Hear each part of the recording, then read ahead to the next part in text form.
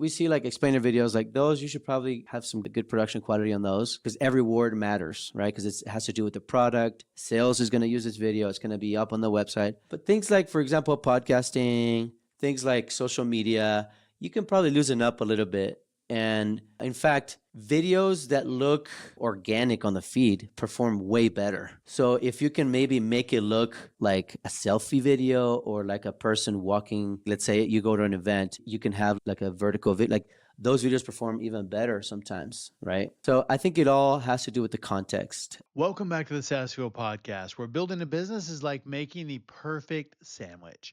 You start with a strong foundation, stack on the good stuff, and never forget the secret sauce.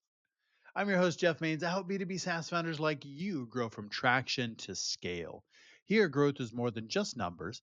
It's about crafting a future proof company, premium valuation, and leaders who build a business of significance while living epic, adventurous lives. What if your best salesperson wasn't a person at all? You're probably thinking it's AI, right? Not quite yet. But what about video? In today's crazy competitive world of SaaSlandia, sales and marketing teams are constantly looking for ways to grab attention, build trust, and close deals faster. But seriously, buyers don't want more cold calls, generic emails, AI spam, or drawn out sales pitches. They want answers on their own time in a way that's engaging, easy to digest, and most importantly, useful. That's where video is changing the game. In this episode, we're diving into how video first strategies are transforming B2B sales and marketing, giving prospects the autonomy to explore solutions before they ever talk to a rep. And they're doing that anyway, right?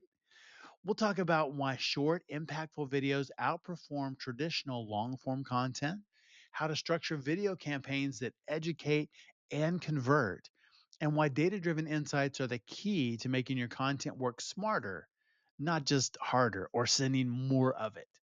Here's the kicker: most companies think they're using video effectively, but they're missing critical opportunities to optimize for engagement, retention, and actual sales impact. That's why we're breaking down what works, what doesn't, and how you can start leveraging video to shorten sales cycles, nurture leads more effectively, and turn passive viewers into active buyers. So if you're still treating video as just another marketing asset or that thing that they do over there on YouTube instead of a core driver of revenue, this episode will change your perspective. Let's get into it. Our expert guest last Thursday was Moen Rao, Chief Product and Technology Officer at Known Well. He shared how innovative product strategies fuel rapid growth and create lasting value. And most importantly, stop the churn monster. With experience scaling multiple companies, Moen broke down how SaaS companies can align technology, customer needs, and market demands for maximum impact. And a key thing he talked about was flipping market product fit. Yeah, market goes first and then product. Market product fit, not product market fit. If you missed that one, you got to go check that out. So good. And our founder last week was David Tabachnikov, CEO of Scholarship Owl. He revealed how AI is transforming Gen Z marketing and education funding, how brands can use scholarships as a strategic tool to engage the next generation while making higher education more accessible. So cool what he's doing over there. And one of my favorite parts of that episode is we talked about building a two-sided marketplace. And one of the best things is he has done all of this bootstrapped. I love bootstrap founders. So if you missed that episode, go back and give that a listen. So many great nuggets in that one as well. My guest today is Daniel Borba, founder and CEO of Spark Portal, a company redefining video marketing for SaaS and B2B. By pioneering the video as a service model, and you're like, what's video as a service? Daniel's making high quality, scalable video content more accessible than ever as a service. Pretty cool. As an immigrant entrepreneur with deep experience in the video industry, he is passionate about helping companies leverage video as a core growth driver, not just as a marketing tool. Welcome, Mr. Video as a Service himself, Daniel Borba. Hey, Daniel, welcome to SaaS Fuel. Thank you for having me. Appreciate it, man. Your journey started in the video industry, and now you're leading Spark Portal. What inspired you to create a video as a service model specifically for B2B SaaS companies? That's a good question. Sometimes I'm not sure if I'm leading it or if it's leading me, right? I get that. But it's a good mix, I would say. Yeah. It all started back in high school. So I fell in love with video. And then eventually I did freelance animation.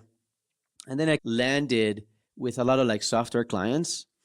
And little by little, I understood that if they really wanted to win with video, those guys had to really like overpay for video or just somehow sacrifice, speed, quality, or price, right? Like one of those Yeah. things. And so I said, let me see if I can come up with a new model that kind of also helps us predict revenue. And maybe we can meet somewhere in the middle there, give them lower costs, but also create a longer relationship. And so that's how the video as a service model just started for me. Yeah, it's a huge issue for companies because they really want to do video. They want to be out there, but Yeah. it's expensive and it's hard to do that and really keep it up without hiring a full-time team. And most SaaS Yeah. companies, if they're going to hire a full-time team, they want it to be developers or client success or something that is revenue driven. Yeah. And also the world of video just changes so fast too. Does. Even if you look back 3 or 4 years ago, a lot of people wanted to do video. And so now more and more companies are investing in video. Yeah. But even then, it's just such a hard thing to crack, right? Like it's such a hard thing to get right. And there's also a huge lack of strategy that makes it hard to produce videos because it's easier than ever to create a video that looks awesome. But then is it really helping you? And that's where a lot of marketers just drop the ball there. Yeah. I don't know that it really is easy to create a video that looks awesome because there's a lot of content out there that just It's true. isn't. Well, So you're a producer, so you see that and you see what's possible. yeah, But I see I a mean, lot of the content out there, wah, wah. It's not that great. you're right. I guess what I meant to say is it's easier that compared to 5-10 years ago because you have more tools available. 100%. So in theory is easy. That's what I meant. Yeah. Yeah. So you're right. 100%. In theory, right, on paper. But then once you start like you getting your hands dirty, you're like, oh my gosh, this sucks. It's so hard. And for whatever reason, right? And yeah. But production value is just one part of it. The other is Yeah. you have the script because there have been people that have been super, super successful with the Yes. simplest, least produced videos ever because the content was so good. Yeah. So you're right. I've seen that happen all the time where, and in fact, it's happening now. Like we serve some clients, but they also have employees that they like to do stuff on their own. And if they're successful, great. And if they can do it on their own and it doesn't look professional, right? Yeah. What matters is that you can connect with your audience. And if your brand allows that for the quality not to be like the only thing that matters most, Yeah. then it doesn't have to be completely off. But I think the good thing is not an Yeah. either or solution either. It's not you have to do it one way or the other, but I think it's a combination of both of those. It depends on the video. Some you want to be very organic and some Yeah. you really want to be polished and well produced, especially like a demo video, something like that, or like Yeah. a company profile. Exactly. So yeah, we see like explainer videos like those. You should probably have some good production quality on those. Yeah. Because every word matters, right? Because it has to do with the product. Sales is going to use this video. It's going to be up on the website. But things like, for example, podcasting, things like social media, you can probably loosen up a little bit. And in fact, videos that look organic on the feed perform way better. So if you can maybe make it look like a selfie video or like a person walking, let's say you go to an event, you can have like a vertical video, like those videos perform even better sometimes, right? So I think it all has to do with the context, and that has to do more with the challenge of today's world of having multiple channels, like more than ever before, more than it has to do with video, really. Because at the end of the day, you have to understand that you have LinkedIn newsletter, regular email newsletter, website, Yeah. campaigns, YouTube, Instagram, and by the time you end up counting, you have like dozens of different things that you could do. And each one needs to feel organic. It's a lot, especially if It you want to tap is. into everything. It's like a lot. So I'm interested to know what's your challenge with video? What's your experience? What are some wins that you've been able to kind of get with video in terms of video? I think some of the biggest challenges is just finding somebody that's consistent for production. Mm, Yeah, that was something. It took us a long time, and ultimately we made the investment and actually brought the team in house and work with them. And that's nice. trying to do that outside. It's just for a lot of companies, it doesn't make sense. It's just too big an investment to do that full time. And Yeah. one person is not what you need either. Because it's different skills. You need very Mm, different skills to do that. And just unless you're doing a ton of video, unless you're a big brand, for a lot of companies, it doesn't make sense to do that full time. And having something like a Spark Portal makes a lot of sense because then you have the right expert at the right time without having the full time price tag on all of those. So you've got the yeah. full team. Yeah. That's great. I think, yeah, flexibility in terms of the amount of different skills that you need. And Yeah, also when you need to tap into the different skills, having that flexibility, it's huge. It makes a difference because think of it in terms of developing a product, right? So let's say, or developing a business, a new business service, whatever, sure. whatever challenge you might have. You can't just think, oh, this is what I'm good at, and we're just going to do this one thing.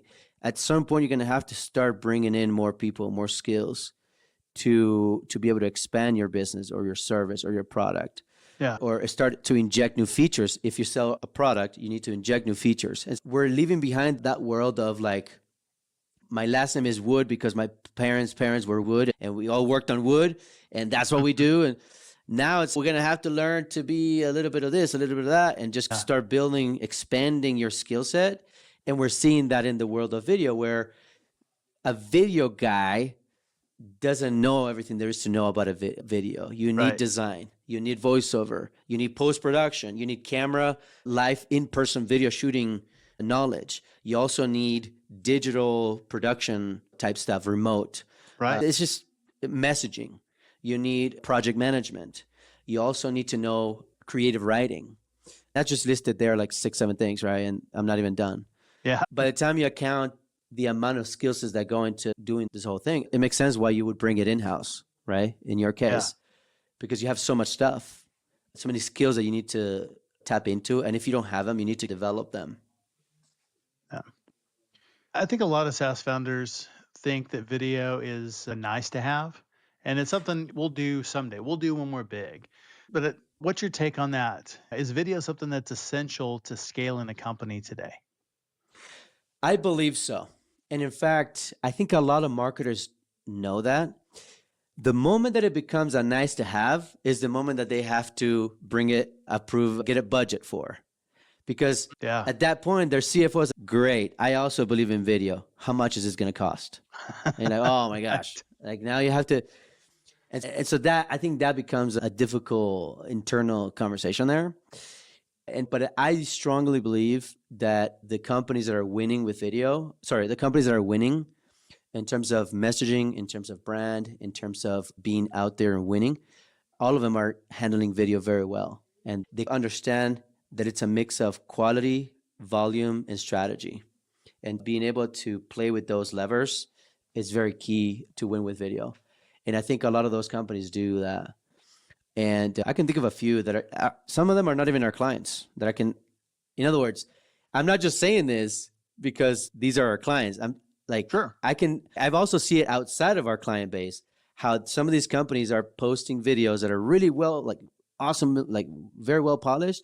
And then they also posting crappy videos, quote unquote, things that are Yeah. and so having that mix, that sort of playbook or strategy, it works very well being able to do that. So it shows us that video works well and some of these companies are growing. And so that works well. Yeah. So what is that right mix? You mentioned quality. Mhm. What were the other two? You said it's the mix of quality, and then there are two other things. So quality, so there's several things. So you Okay. have strategy, quality, speed, and flexibility. Oh, that's good. What is the right mix there? There is no right mix because every company has strengths and weaknesses. Just to put with enough context, this morning we were talking to a client where they have a misalignment between their stakeholders. And so what we did is we say, hey, like these videos are taking too long to produce. So what we're going to have to do is we're going to have to change our process so that we do a lot of the alignment in the beginning. And yes, it sucks to get together, but this is the best way that we know we're going to shorten these production timelines. Yeah. But if you were to try that with a regular agency, they would never say that to you. They will just say, hey, it takes 8 weeks. Great. We're going to charge you more. It costs this much to do an additional revision. And so my point here is that you need speed, flexibility, you need strategy. The videos that you create need to be rooted in strategy so that you don't end up focusing on the volume, right? Like more and more volume, but then where's the impact? Like how is this really Right. working for our strategy, for our goals that we had set out earlier this year or whatever? And so pulling those levers, there is no right mix. I think the factor is how good is your team at producing videos and how much they know. And based on those knowledge gaps, you solve for that. And so just to give you a few examples, if you have, let's say you want to do thought leadership, right? Your company. Sure. But you don't have any executive that is willing to be on camera. Okay, so maybe we should probably focus on repurposing some of the website content, blogging or whatever else, white papers, whatever, into maybe some videos. And so with that, we do that with animation, right? So there Makes sense.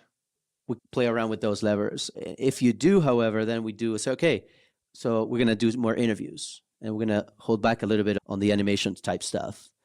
And so this morning, we're also like another way that we use these levers is by addressing specific issues. This morning, also, a different client said, hey, we have a bunch of blog posts that we want to start doing low quality video, like, for example, like AI videos. Can you guys help us? And so now we're coming up with a process for them so that we increase the volume for that particular process or for that particular purpose, but without really having to wait 6 or 8 weeks to produce a well-polished video. These are like low-quality videos that should be valuable still to an audience that is engaging in a blog post. And so we're going to use AI for some of that stuff. So as you can see, there is no balance, right? It all has to do with what is your marketing strategy? What are some key events that are happening in your company that are planned to happen this year? What are some of those goals? And then we solve backwards and say, okay, based on that, here's where we use video. You have a major product update. We're going to do some promo videos leading up to it and then an explainer. And that'll be the campaign for that, the video for that. Then we do, okay, do you want to do thought leadership? Perfect. Here's what we can do. And here's a cadence for that for the year. And so you see how we work backwards? Yes. Yeah. So that's how we look at it. I know that's a boring answer, but that's how it is. That's what it is. It's like we first figure out what the most important thing is and then figure out a way to inject video, not the other way around. I think that's actually a really good answer because it's Okay, good. opposite of what a lot of agencies do, because a company says, hey, we need to get in the video game because this is the next big thing. We need to be doing video. And so agencies are like, yeah, do video. And we're going to create all this awesome things. And here's this big, long list of things that we're going to do. And it's all about volume. But Yeah. it's really taking a step back and just what you said, it's the strategy first. Why? Yeah. What's the Yeah. story we're trying to tell? What is it that we're trying to do? And then figure out what assets do we need to achieve that goal, fit into the Yeah. strategy. And I think it's a really, I don't know, just the video game is a tough thing because that's everybody wants to sell volume because that's where all the money is we're going to do Yeah. more for you. And that means more money, but that's not necessarily the right approach. It should start with strategy and then all that stuff and the assets come out of the strategy to get you where you want to go. And I think that's really refreshing. That's where you start. And you're really Yeah. building the things that they need, not just throwing a bunch of stuff and making a bunch of quantity. Yeah. And yeah, strategy is such a huge topic right now. And Another, going along with the strategy. Okay. So the strategy, okay, perfect. We have a strategy. Yep. Then you go into production, right? We start producing. You created basically a sort of loop, right? The feedback loop, what they call it, right? Like the experiment. So now you have a perfect experiment, because then you say, okay, we have our strategy, which is our hypothesis for how we think we're going to win. But then a few months in, you're going to already start seeing whether your hypothesis was correctly or not, was correctly analyzed and was rooted in actual facts or not. Yeah. And the beautiful thing about having a strategy is that you update it. And so now, okay, from this point on, we're going to change course. And we've done this before, but now we have better information. But if you don't have a strategy, you don't have any experiment, you're just producing. Yeah. And you're being guided by just what's in front of you. There is no track record. There is no time to analyze if it's worked well or not and why it has worked. And so now, by creating a strategy and focusing on that, you're creating an accountability system within your organization and within whoever's doing video, so that you can actually come back and reiterate and reassess whether we're heading in the right direction or not. And so, yeah, that's kind of why we set it up that way. Yeah, it's important, because if you're not measuring strategy at the beginning, how do you know if you're winning? Exactly. I don't know. Views? Yeah. Vanity metrics? That's why a lot of people struggle with that term. Say, oh, that's vanity metrics. I'm like, yeah, it's important if you have a strategy, right? Yeah. But if you just set vanity metrics and you just focus on that and it's not rooted in a strategy, then yeah, you're just chasing what's in the now, and you're not really having a long-term goal and vision for where you see if you're a business owner, where you see the business. But if you're a marketer, where do you see your KPIs a year, 2 years from now? And yeah, I don't know if you want to get into that, but I think that a lot of people are struggling with that, with strategy in it of itself. They are just focused on this quarter or these 6 months. But I think we need to start looking 3, 4, 5, 10 years from now, and let that guide our quarterly decisions. Because otherwise, you're always having to readjust, and that creates a lot of waste within any system or organization. Yeah. Yeah. I think that happens a lot, just not having the strategy. Founders or CFOs will be worrying about the cost and really understanding, what is the ROI? What do we want it to do? And that goes back to the strategy. What's the goal of all this, and how do we win with video? Ready to future-proof your company and scale to new heights? Dive into the ultimate resource designed just for SaaS founders and C-suite executives. Champion Leadership Group gives you an unfair advantage in scaling up revenue and outwitting competitors. Imagine solving your biggest scaling headaches and hitting 5, 10, 20 million ARR and beyond with ease. We take away the guesswork and the grunt work and replace it with framework by supporting you with our on-demand fractional C-suite team, a powerful operating system built into software, and a thriving community of fellow scaling SaaS founders. That's how we make it happen. If you're stuck at your current revenue level, this is your ticket out. Feel like your company is the world's best kept secret? We amplify your success. And hey, if you're already crushing it but too busy to breathe, we got your back. We'll free up 20% of your time in the first month.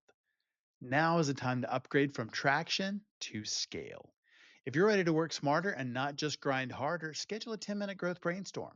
Completely free, not a sales call. You can't buy anything on there. And we will pinpoint the number one thing blocking revenue. Visit championleadership.com. That's where leaders evolve and companies transform. How do companies measure ROI of video marketing, and maybe some examples of SaaS companies that saw some big results? Yeah. So I would say it's really hard to track metrics, because then you get into what we're just talking about, the vanity metrics. But at the end of the day, the vanity metrics, they're not the only things that you should track.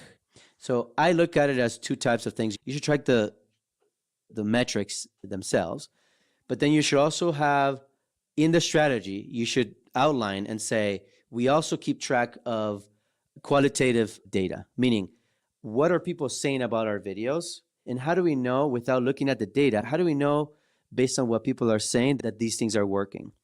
Because then if you have the data and what people are saying, and by people, I mean your customers, your prospects, your leadership, yourself, and everybody, right, involved in your organization and outside, then you have a really, okay, that we have a good system.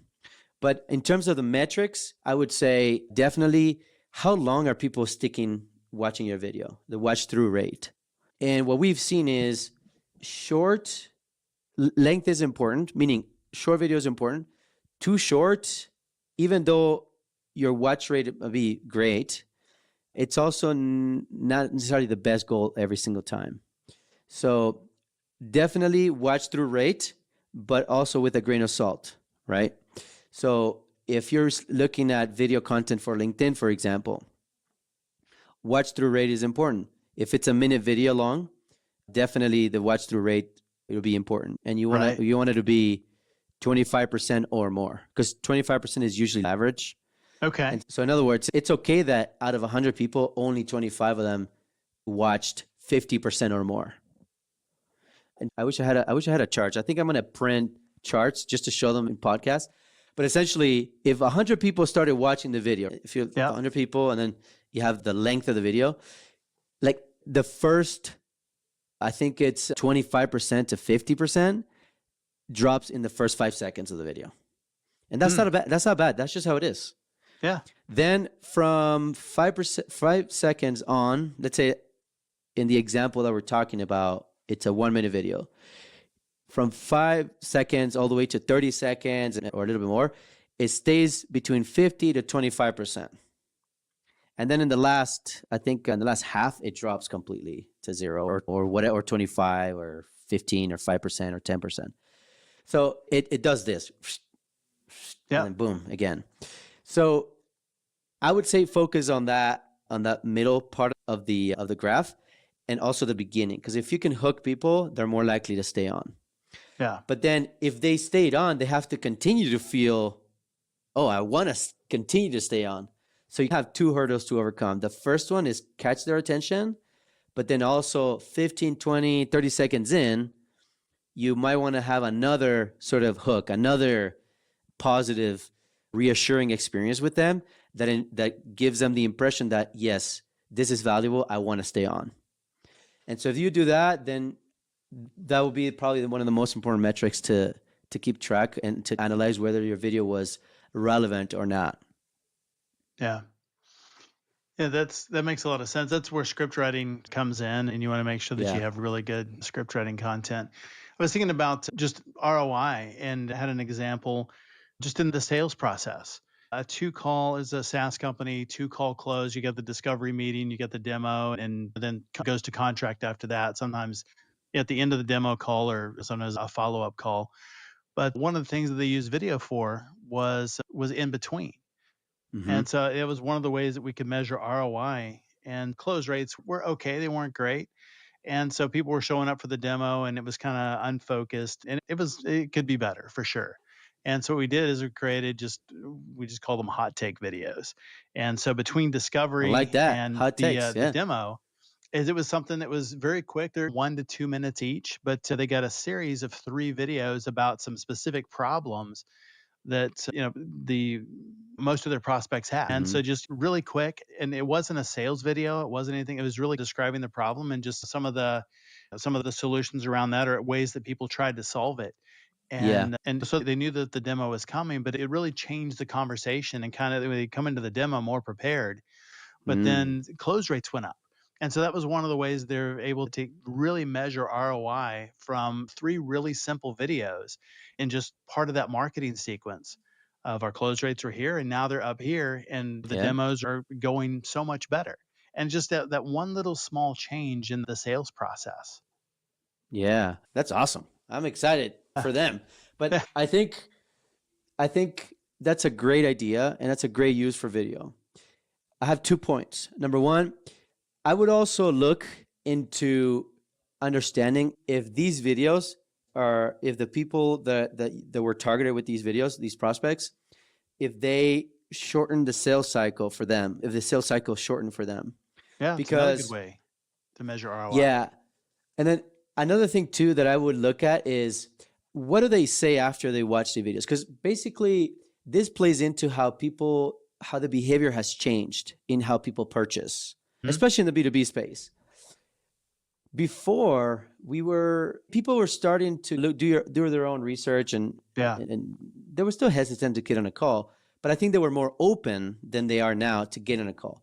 Now Yes. the expectation is I want to do all the kind of like the major research before I even get on a call with you guys. Yep. So that's why video fits very well in a sales environment because it allows you as a salesperson, it allows me to still be in control of the sales cycle and the sales sequence. And it allows the prospect to consume that content on their own terms without dropping from the sequence or the cycle or the process. Yeah. So that's why I feel so passionate about what's happening with video because it creates a beautiful dynamic between sales and prospect in which the prospect still gets to consume the content without having to get on a call, still gets to understand what they're missing out on and what kind of blind spots they have without having to get a salesperson to say that to them. Yet, the salesperson is still in charge of communicating that to them through a video that was pre-produced already. Yeah. And they get to watch and they get to see how much of that video they watched, the Yes. prospect has watched. And so it's a beautiful dynamic when it gets deployed properly, especially trying to solve specific scenarios like that where, hey, let's try to increase our close ratio with video. What can we do? Let's do some 3 problem-centric videos. Let's see what happens. Yeah. And so a great case study there. Yeah. Yeah, so many ways. I think it's really easy to think that video is somewhere out there. It's something that we do on social media or something. It's YouTube, and that's true. But there's a lot of other ways to use it internally, whether it's product demos, whether it's a video like that. We use video like in our welcome sequence. So we've got somebody opts in for a lead magnet, then they're on our email list. There's a specific, very curated 2-week email sequence that includes some videos, and it talks about a problem. And hey, if this is it, then here's another resource for you. And so it's not book a meeting, it's not selling something, but it's just bringing them deeper into our world and letting them experience the company. Like you said, they want to do that research before they book the meeting. And the more we can keep them engaged in our content and provide more of that and teach them what to want, they want to be educated when they go to a sales conversation. I think it's one of the reasons that they put that off. They don't want to be taken advantage of or not know something when they're in a sales conversation. So the more we can do that and teach them how to buy, teach them what's important, show them the things that are just available out there in the marketplace, not necessarily selling our stuff. Video is a great method to do that. I agree. What I've noticed too is when you use video like that, people, like you said, they come more prepared for the meetings. Yeah. Because they feel they have more of a personal connection. And so maybe not so much with animated videos and demo videos, but when it comes to maybe personal videos like talking heads, what they call talking heads, which could be recorded through Zoom or an iPhone or even a professional camera. Those videos, that's why they're specifically talking about sales, right? Injecting video in sales. They're very effective because of that reason, because they feel like, oh, like this person explained to me this process. So when I jump in a call, I already know my salesperson that I'm talking to, he works for this person. They believe in this. I love what they said. I love how they look at this problem. I align myself with that. So now they have a connection in terms of values, what they value and the values of the company. And that is really what creates the brand experience. And I've heard, we've heard from the clients too, that when they use video for sales purposes, the prospects usually come a little bit more ready and they're already more aligned with what the whole company is about, which it's an amazing thing, right? That's what everybody wants. Yeah. I want my prospects to show up with the best questions possible, right? Yeah. How do founders do that? How do they integrate video into their sales process to help close more deals? What have you seen that has worked well? A huge way of using it is doing case studies. So you were talking about problem-centric. Yeah. So sometimes deals get stuck at the very end, especially in the B2B world. Yeah. Deals get stuck at the very end because everybody's sold, everybody's approved the budget, but then something happened. Something happened. Who knows what happened? They're like, oh, we need to reassess the budget and we need to, and so Right. everybody's like trying to figure out what happened. And as a salesperson, you're like, man, what the freak happened with my deal? I thought I Yeah. had it in my hands. But then usually a good way to do that is with case study videos. And case study videos truly help build that trust that, hey, this is still worth investing money in because look at these companies, they've done it. So it makes sense for you to, even though I know that your company's trying to reassess where you should invest your dollars, here's more proof that shows that we have done a good job at giving you a return on that investment in X amount of time or in X amount Yeah. or this way. And the reason I bring this up is because sometimes it's hard to get video testimonials recorded because it's hard to get a client or a customer to agree to want to be recorded. So often what companies do is they still send out like a questionnaire and the client or customer answers through email. And so then the company writes out a little one-pager case study. So what we've done is we used animation to bring it to life and to control the narrative a little bit better, make it a little bit more entertaining and easier to digest. I like that. And so we've done that several times, especially with bigger companies, because they're the ones that struggle the most trying to get customer testimonials because Sure. there's a lot of red tape, right? Oh no, we cannot share that you've been that we've been successful because of you guys, or because of we have HIPAA, or we have this or that. And there's Right. always a bunch of reasons, right? And we've gotten away with that, and we've heard from salespeople that's like yes, like we love this because we can use it in so many ways.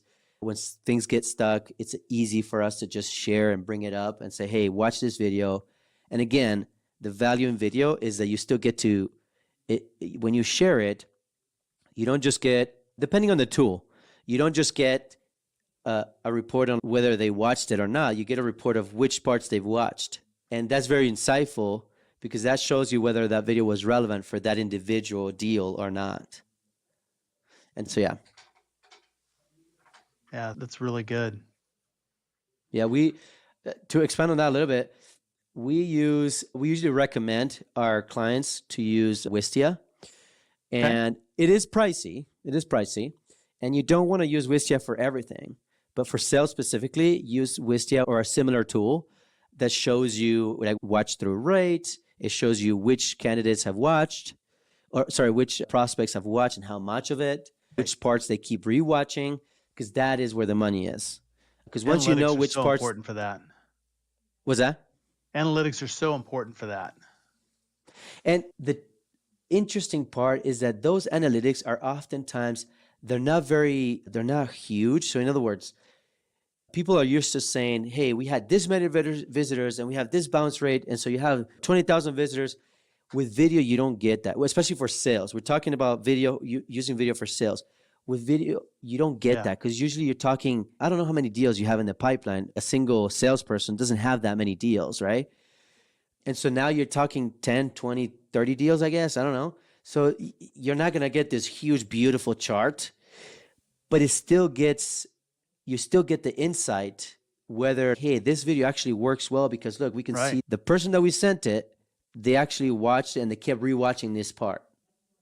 So maybe in the next call, I'm going to bring that up. Hey, a big part of our value proposition is like speed because you know already that they watched that part about speed. Yeah. So what questions do you have about that and whatever? You have information to drive your actions as a salesperson. Yeah, those are the analytics I think that are much more valuable than the big charts is really understanding what are people consuming, not just as a group, but individually. What are the parts, if it's a demo video, what are the parts that this prospect has watched multiple times? Did they watch any of it at all? I want to see a case study. Okay, I sent that over. Did they even watch it? Oh, they did, and they forwarded it, and it's been watched a whole bunch of times. So I think that's really helpful to understand. And then overall, the aggregate of that is if you have 1,000 prospects or 100 prospects, and one of them consumed the video, and the rest of them made it 5 seconds in, then probably not a very valuable piece of content if nobody's seeing it. But if you get something that a lot of people are watching, it's engaging, you're seeing that you send it to 100 and 95 of them watch more than half, that tells you it's probably a pretty good piece of That's content. literally, yeah. It's well timed, it's relevant to them. Yeah. Definitely. I would agree 100% with that.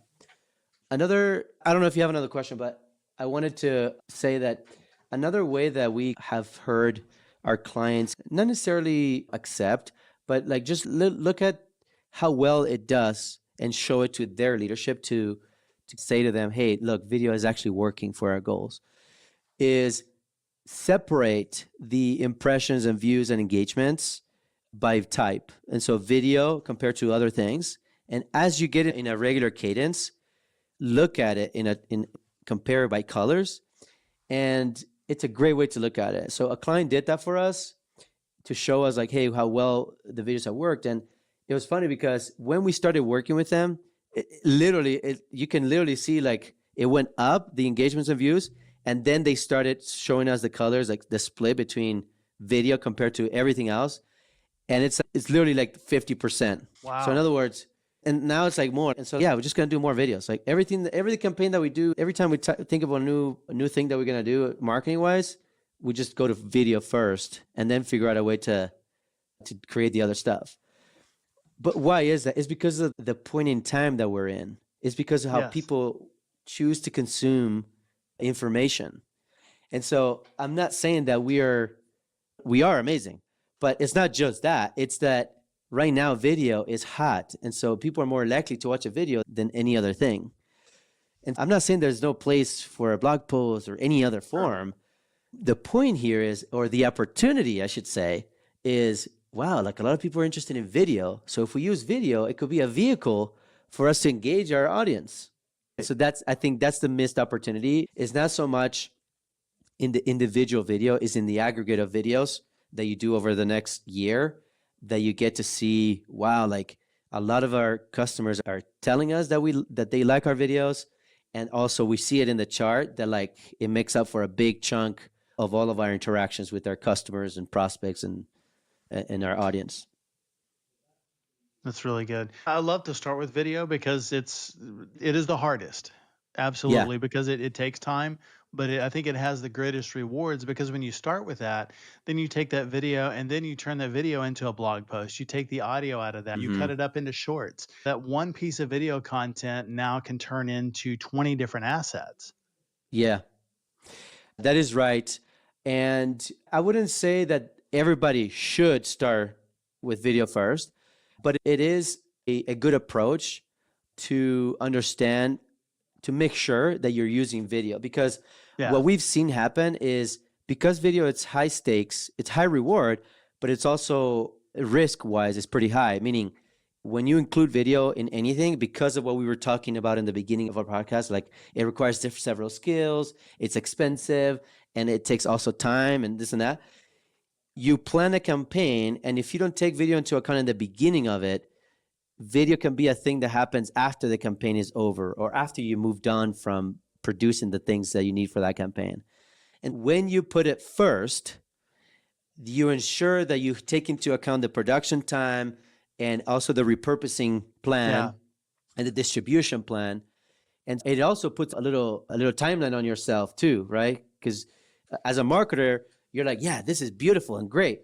But when it comes time to producing, it's okay, it's hard. Like we need to prioritize.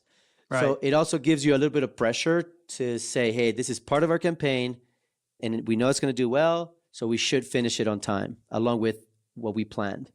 So that's why I usually suggest to the most important campaigns you have, make sure that you include video as the top first considerations, because it's going to dictate a lot of your plan. Yeah. What's the biggest mistake SaaS companies make when trying to use video for lead generation and sales? Lead generation is weird.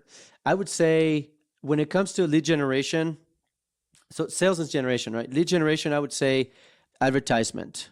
And don't focus on one video alone. Try to create it as a project where you have several individual videos. And those videos should be short. Shouldn't be long.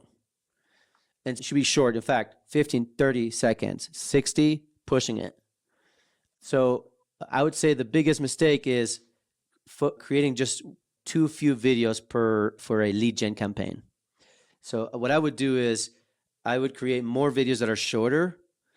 And again, the production value should be relatively low if this is the first time you do this or the first few times. Because what happens is you don't want to invest a lot of money and then it doesn't do well. You don't want to run out of money. Right. And so what you want to say is, hey, we're going to do low production value, but different assets, different videos that are short, and we're going to see what happens, and we're going to see how they perform in campaign number 2, or when we iterate the same campaign, then we can probably come up with new ads or with the high production value, but at least we have some data already. It took me a while to think of that, but basically, as a summary, the biggest missed opportunity for lead gen in terms of video is creating too few video ads that are long. Yeah. My suggestion would be more video ads, shorter, and so you can ensure you can do another few campaigns after. That's good. Where can people learn more about you and about Spark Portal online? They can just follow me on LinkedIn, or they can go to our website, sparkportal.com. And yeah, I'm open there and on LinkedIn. So if somebody wants to reach out and have a question, I'll be happy to answer. Awesome. We'll make sure and link that in the show notes. Daniel, so good. Great conversation. Love video. Thank Love you. what you guys are doing. Thanks for being on SaaS Thank you. Fuel. Thanks, man. You too. Thanks again, Daniel, for coming on the show and sharing your journey and insights. You can learn more about Daniel and Spark Portal at sparkportal.com. As always, all links, highlights, resources, and full show notes are available at saasfuel.com. And be sure to check out our channel on YouTube as well. Lots of content over there for you, including full video episodes, shorts, outtakes, training, lots more over there. A thought leader share. I bet you're one of those. Share this episode with someone who thrives on deep discussions and bold thinking. Share it with them and then have one of those deep discussions and bold thoughts together. Everyone who shares this week gets a magic paperclip that prevents all your USB cables from mysteriously tangling. If only that existed, right? Everybody else have USB cables that somehow all get tangled up in a bag, even though you put them in there, and yeah, I don't know what happens. They just like to do that. What if leadership could be systematically developed to transform teams and organizations? Join us next time as Tammy Reese, creator of the Learn to Lead framework, shares how executives can level up their leadership skills, drive growth, and create lasting impact.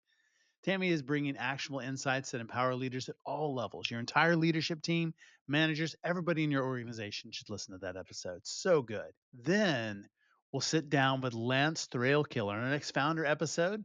He is CEO of All Metals Fabricating and founder of Printed Technologies.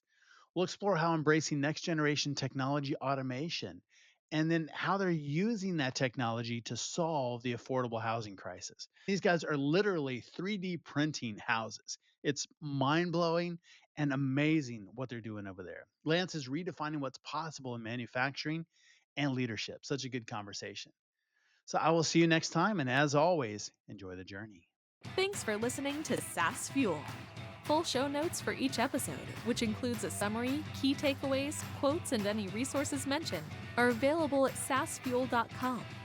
Be sure to follow and subscribe wherever you listen to podcasts. And if you're enjoying the content and getting value from these episodes, please leave us a rating and review at ratethispodcast.com/SaaSfuel.